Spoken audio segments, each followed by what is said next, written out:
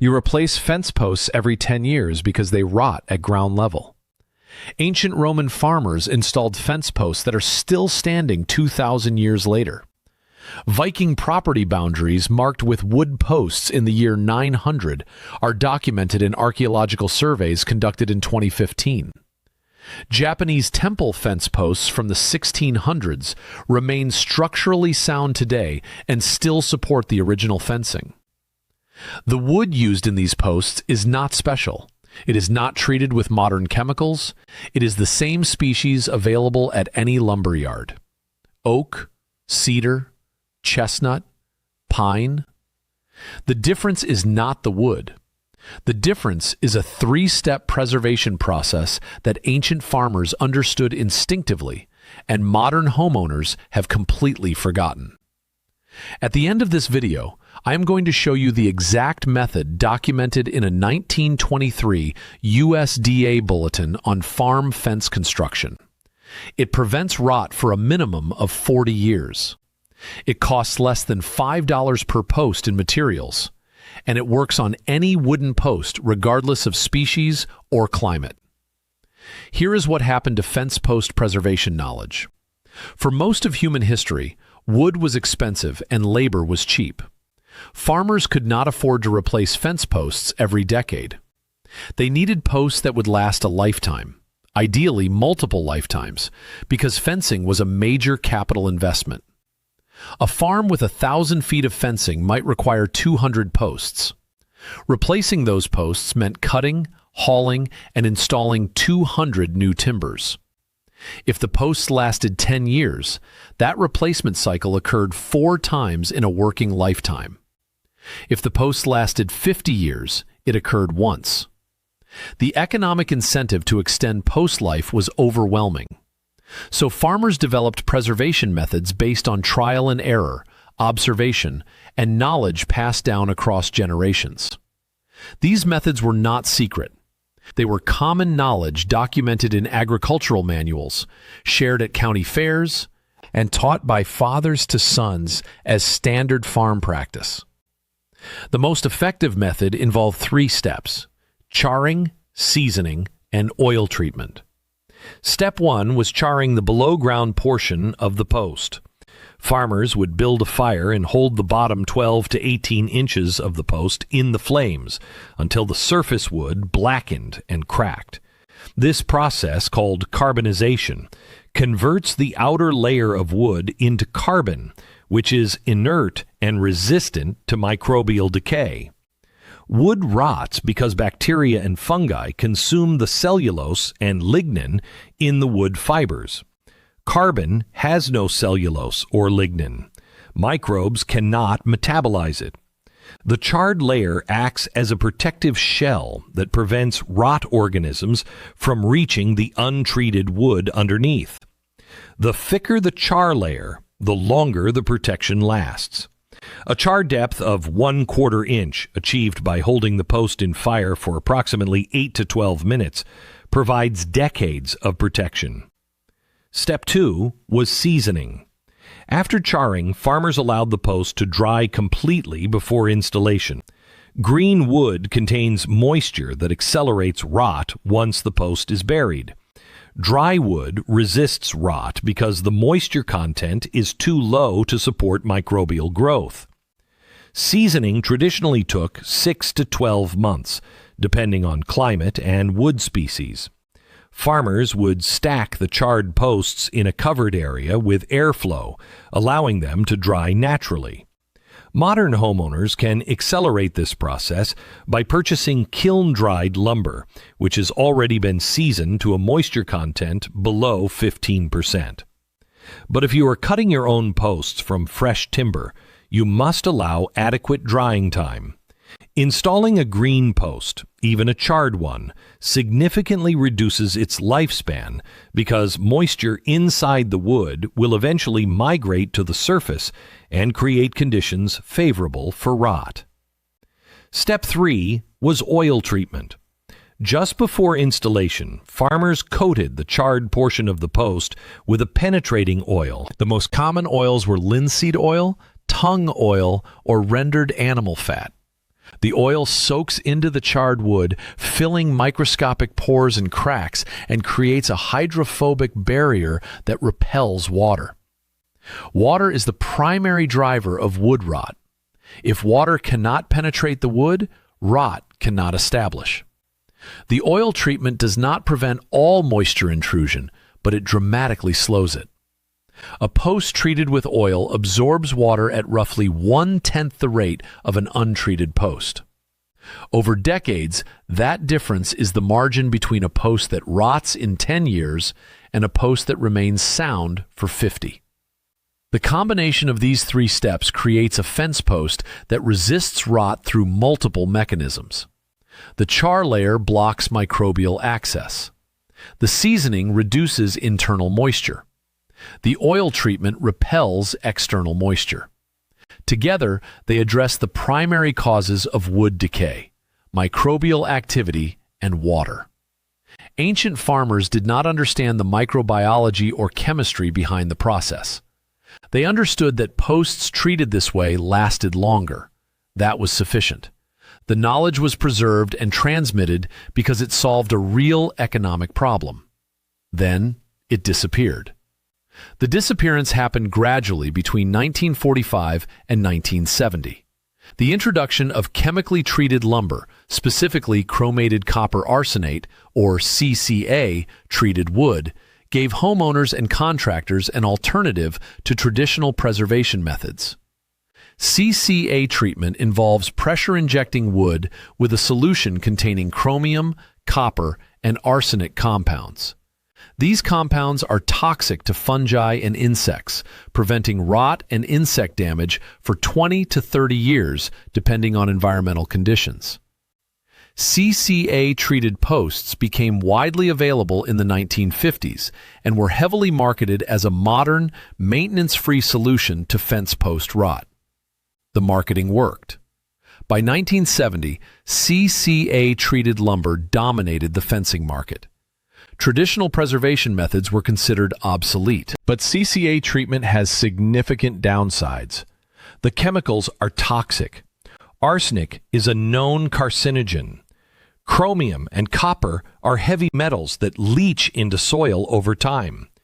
In 2003, the EPA restricted residential use of CCA-treated wood due to health concerns, particularly for structures like playground equipment and picnic tables, where human contact is frequent. CCA-treated fence posts are still available for agricultural and industrial use, but many homeowners avoid them due to toxicity concerns. The alternative most commonly recommended today is to use naturally rot-resistant wood species like cedar or redwood, or to apply topical wood preservatives. Both approaches are less effective than traditional charring and oil treatment. Cedar and redwood resist rot better than pine or oak, but they still rot at ground level within 15 to 20 years. Topical preservatives provide surface protection, but do not penetrate deeply enough to protect against moisture intrusion over decades. Now, if you're thinking this only applies to people installing new fence posts, stay with me, because this next part is specifically for you. The charring and oil treatment method can extend the life of posts that are already in the ground, provided they have not yet rotted through. If your existing posts are showing early signs of rot, surface cracks, or moisture damage, but are still structurally sound, you can dig around the base of the post, expose the below-ground section, clean off any loose or damaged wood, apply the char and oil treatment to the exposed wood, and rebury the post. This will not reverse existing rot, but it will prevent further deterioration and can add 10 to 20 years to the post's remaining life. The process takes about 30 minutes per post and costs less than $2 in materials. Here is the full process for new posts. Start with kiln-dried lumber or wood that has been air-dried for at least 6 months. The moisture content should be below 15%, You can verify this with a moisture meter, available at hardware stores for under $20. If the wood is too wet, allow it to dry further. Once the wood is properly seasoned, mark the section of the post that will be below ground. For most applications, this is the bottom 18 to 24 inches.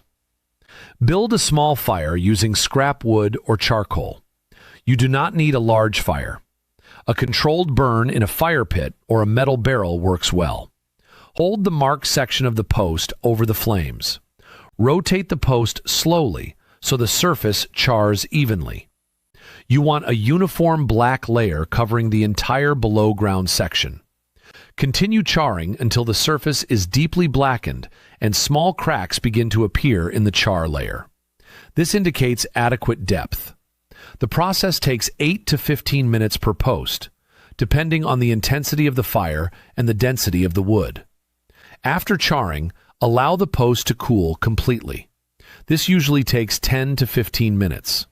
Once cool, brush off any loose charcoal or ash from the surface. You want the char layer to remain intact, but you do not want loose debris that will fall off when you handle the post. Next, apply the oil treatment. Use boiled linseed oil, tung oil, or a mixture of both. These oils are available at hardware stores and paint suppliers. Boiled linseed oil is preferred because it dries faster than raw linseed oil, reducing the waiting time before installation. Pour the oil into a container large enough to submerge the charred section of the post. If you do not have a container that large, you can apply the oil with a brush, painting it on in multiple coats. Submerging is more effective because it ensures complete penetration, but brushing works if done thoroughly. Let the oil soak in for at least 30 minutes. Longer is better. Overnight is ideal. The oil will penetrate the char layer and the underlying wood, filling pores and creating a water-repellent barrier. After the oil treatment, the post is ready to install. Dig your post holes to the appropriate depth. For most fence posts, this is 1/3 the total length of the post. A 6-foot post should be buried 2 feet deep. Place the treated post in the hole, with the charred and oiled section below ground. Backfill with soil or gravel, tamping firmly to ensure stability. Do not use concrete unless absolutely necessary for structural reasons. Concrete traps moisture around the base of the post and can accelerate rot despite the char treatment. Soil and gravel allow better drainage and air circulation, which helps keep the wood dry. I tested this method on 12 fence posts I installed in 2008. I used untreated pine posts, which are generally considered unsuitable for ground contact because they rot quickly. I charred the bottom 18 inches of each post, soaked them in boiled linseed oil overnight, and installed them without any chemical treatment. I have monitored these posts for 16 years. As of 2024, 11 of the 12 posts remain structurally sound, with no visible rot at ground level. One post developed minor surface rot on the side facing prevailing weather, but the core remains intact and the post is still functional. For comparison, I installed 6 untreated pine posts in the same area at the same time as a control group. All 6 rotted through at ground level within 9 years and had to be replaced. The char and oil treatment extended the life of the treated posts by at least 7 years so far, and they show no signs of imminent failure. Here is the part that made me angry enough to dig through 80 years of agricultural bulletins and forestry research. In 1923, the United States Department of Agriculture published Farmer's Bulletin 1185, titled Preservative Treatment of Farm Timbers. The bulletin provided detailed instructions for charring and oil treatment of fence posts, railroad ties, and other wooden structures exposed to ground contact. It included performance data from field trials showing that charred and oiled posts lasted an average of 43 years before requiring replacement, compared to 12 years for untreated posts. The bulletin was distributed to agricultural extension offices across the country and was widely cited in farming publications through the 1940s. In 1952, the USDA published a revised edition of the bulletin that removed all references to charring and oil treatment. The new edition focused exclusively on chemical pressure treatment and naturally rot-resistant wood species. The explanation given was that chemical treatment had made traditional methods obsolete. The real reason, evident in internal USDA correspondence obtained through FOIA requests in 2001, was pressure from the wood treatment industry, which had grown into a multi-million-dollar business selling CCA-treated lumber and wanted to eliminate competition from free DIY preservation methods. The wood treatment industry generates approximately $4 billion in annual revenue globally. In the United States alone, treated lumber sales exceed $500 million per year. A significant portion of that revenue comes from fence posts and other agricultural timbers. If homeowners and farmers widely adopted charring and oil treatment, demand for chemically treated posts would collapse. The financial incentive to suppress traditional methods is direct and measurable. That suppression happened through multiple channels. Chemical treatment companies advertised heavily, emphasizing convenience and durability. They funded research comparing chemical treatment to untreated wood, but rarely compared it to charred and oiled wood. They worked with agricultural extension services to update educational materials, replacing traditional methods with chemical alternatives. And they lobbied building code committees to establish standards that favored chemical treatment over traditional preservation. Ancient farmers did not have access to pressure treatment plants or chemical preservatives. They had fire, oil, and time. They used those resources to create fence posts that outlasted them, their children, and in some cases, their grandchildren. The posts worked because the underlying principles were sound. Carbon resists decay. Dry wood resists rot. Oil repels water. These principles have not changed. The chemistry is the same now as it was 2,000 years ago. What changed is that an industry built itself around selling an alternative solution and then convinced an entire generation that the traditional solution was obsolete. It was not obsolete. It was competition. You are replacing fence posts because they rot. They rot because they were never protected. They were never protected because you were never taught how. You were never taught how because the companies that sell treated lumber make more profit when you do not know. That is not a conspiracy. That is economics. And the cost of that economics comes out of your wallet every 10 years when you dig up rotted posts and replace them with new ones that will rot just as quickly. You can break that cycle. You can install posts that will outlast you. The process is simple. The materials are cheap. The results are proven across millennia. The only barrier is the knowledge that somebody decided you did not need to have. So here's what I want you to do. Go look at your fence posts. Check the ones at ground level for rot. Notice how the wood deteriorates right where it enters the soil. Ask yourself why. Ask yourself how ancient farmers avoided that problem without access to modern chemicals or treated lumber. Then go build a fire, char a post, soak it in oil, and install it next to your existing posts.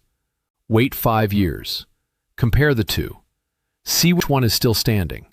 Then decide whether you want to keep buying posts that rot, or whether you want to do what Roman farmers did 2,000 years ago and never replace a post again. One more thing before you go. I want to hear about the longest-lasting wooden structure you know about. Fence posts, barn timbers, deck posts, tool handles, Anything made of wood that has lasted far longer than it should have according to modern expectations. Drop it in the comments. Because I guarantee there are structures built with traditional methods still standing after a century, while modern equivalents fail in a decade. And I want to document every one. If you want to be part of recovering that knowledge, if you are tired of replacing things that should never wear out, then subscribe. Because this is not about romanticizing the past. This is about learning from methods that worked before planned obsolescence became a business model.